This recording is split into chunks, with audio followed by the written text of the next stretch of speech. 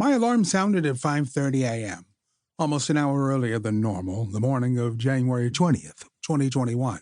It was the final day of Donald Trump's presidency, and I wanted to go to Joint Base Andrews and see him off for the last time.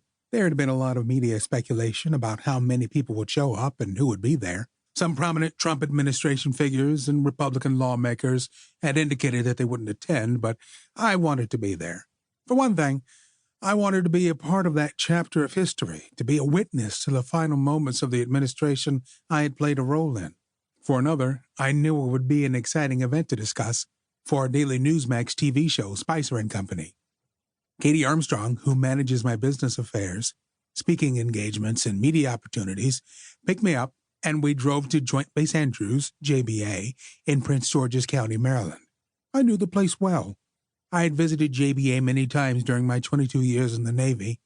I had attended an air show there, and I had departed and arrived at JBA many times aboard Air Force One during my time at the White House. It's normally a 25-minute drive from my home to the base, but as we got within a quarter mile of the gate, it was obvious that this would be no ordinary day getting into JBA. Traffic was already backed up because the normal flow of arriving military personnel was joined by a crowd of Trump well-wishers and former administration appointees, slowing the procession through the main gate. My invitation said to arrive no later than 7:30 a.m., so by 7:25 I was getting nervous. I had my military ID ready to flash, but we were still so far back in the line of cars that I feared we'd be turned back at the gate. I told Katie, I can't believe we got up this early, and we still might miss the cutoff. We finally cleared the gate and drove about a quarter mile to an overflow parking lot. After parking, we boarded a government bus that took us to an airplane hangar. There, the hundreds of attendees passed through metal detectors and were cleared. We waited until a little after 8 o'clock, when an Air Force officer made the announcement that they would open the hangar doors and escort folks out to the flight line to await the president's arrival. The crowd of Trump fans and well-wishers moved out to the flight line in front of the VIP passenger terminal.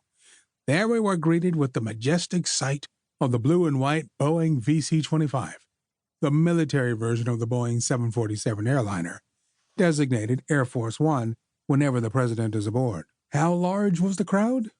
For days, the media had been speculating about whether people would show up or not. I couldn't tell you how many were there. I got out of the crowd estimating business a long time ago. But it was smaller than any Trump rally I've attended. Some of the media claimed that the White House had tried to build a big crowd by permitting up to 5 guests per invitation. Maybe I'm not as cynical as the media, but I didn't think the White House was trying to inflate the crowd. Instead, I thought it was a kind gesture, as if to say, your family members are welcome to come and be a part of history. There was a stage with the presidential podium set up. Beside the stage, members of the Trump family waited. Ivanka Trump and her husband, Jared Kushner, Don Jr. and his girlfriend, Kimberly Guilfoyle, Eric and Lara Trump, and Tiffany and her fiancé, along with a number of President Trump's grandchildren. The weather was bitterly cold and windy as we all waited, looking to the sky for the approach of the president's helicopter, Marine One. As a campaign strategist, White House press secretary, and commentator, I had invested a great deal of energy in this president and his policies. Now it was about to end. He was going to fly off to Florida. To keep listening to this audiobook, I've left you a link in the description so you can do it, at no cost thanks to Audible's 30-day free trial.